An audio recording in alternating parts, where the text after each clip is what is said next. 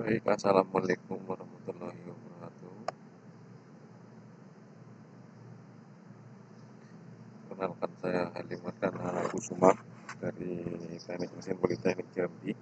Kali ini akan mencoba mempresentasikan analisa proses pengelasan rangka kanopi yang mana observasi kasus proses manufaktur di bengkel las. Nah, objek observasi dan tujuan dengan topik proses pengelasan rangka kanopi di bengkel las dengan objek rangka kanopi dari besi hollow 40 kali 40 dan 20 kali 40, yang mana presentasi kali ini nanti di dalamnya akan dapat mengidentifikasi proses manufaktur yang digunakan, menjelaskan urutan kerja dari pengukuran sampai finishing, menganalisis kendala proses, kualitas, waktu, dan ketiga, memberikan saran perbaikan yang realistis. Untuk alur proses manufaktur, urutan kerja pembuatan rangka kanopi yang sudah saya urutkan dari 1 sampai 9. Yang pertama adalah gambar dan ukuran, kemudian ukur bahan, kita lakukan pengukuran bahan, pemotongan holo, setel rangka, las, titik atau titek-tek, kemudian las penuh, baru kita gerinda, cek akhir, dan finishing. Perkiraan total estimasi waktu proses 265 menit atau sekitar 4 jam 25 menit kurang lebihnya. Tahap terlama di sini adalah pengelasan penuh dan finishingnya. Kalau yang lain masih lebih cepat. Untuk alat yang dibutuhkan di sini adalah mesin dan bahan utamanya peralatan yang mendukung akurasi, kekuatan sambungan, dan keselamatan.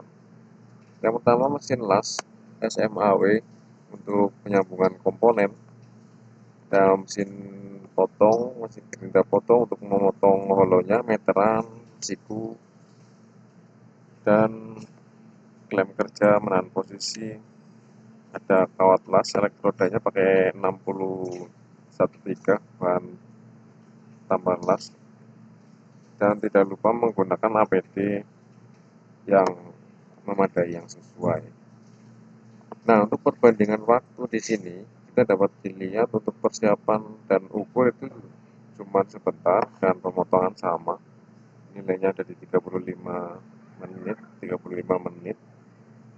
Untuk setel dan titik las atau tek itu di 50, las penuh sampai 60, gerinda dan finishing 85, finishing dan pemeriksaan itu menyita waktu yang besar atau terbesar di sini karena bekas las perlu dirapikan.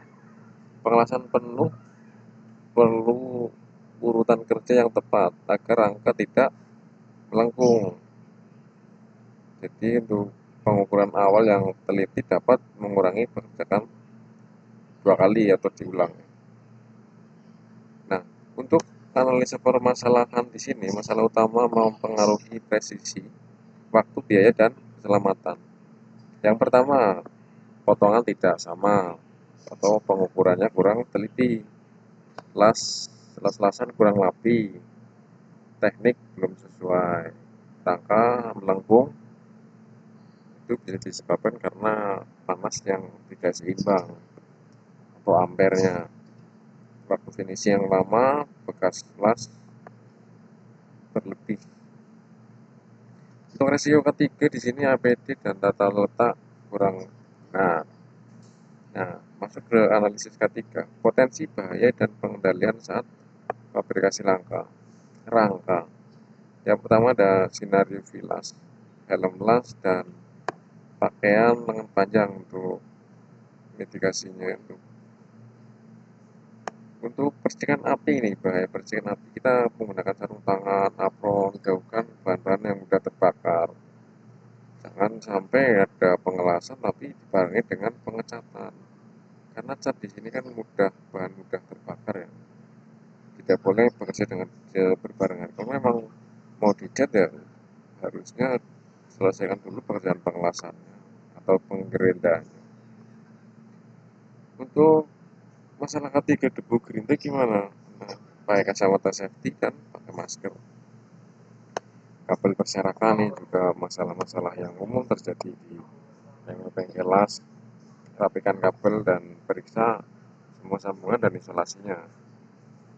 Nah, ini ada material berat, tekan klem, dan bantuan angkat alat-alat yang seperti lever block kayak gitu, atau tali dan karena prinsip utamanya di sini adalah APD lengkap, area kerja tertata, ventilasinya baik, punya blower atau jendela untuk pertukaran udara, dan pemeriksaan alat sebelum digunakan. Nah, untuk saran perbaikan, kita ada usulan sederhana yang dapat langsung diterapkan. Ada 5. Yang pertama ini daftar potong. Jadi kita kelompokkan dulu mana ukuran-ukurannya untuk mengurangi salah ukuran. Yang kedua, mal atau pola ukur.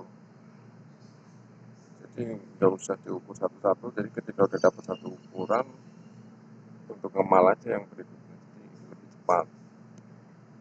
Lem dan las titik ini menjaga posisi rangka biar nggak gerak ya. Urutan las selang-seling mengurangi distorsi panas. Jadi jangan sebelah sisi sini terus semua, nanti bisa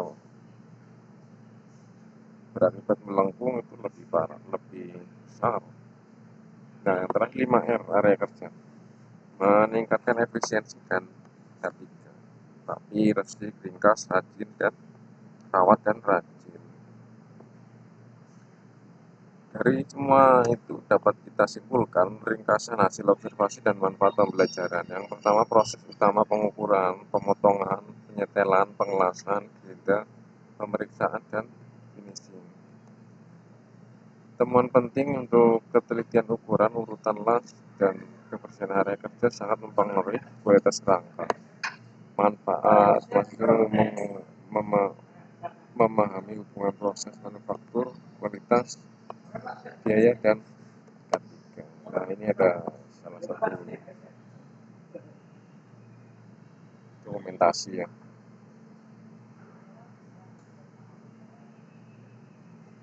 Mungkin itu aja yang bisa saya sampaikan dari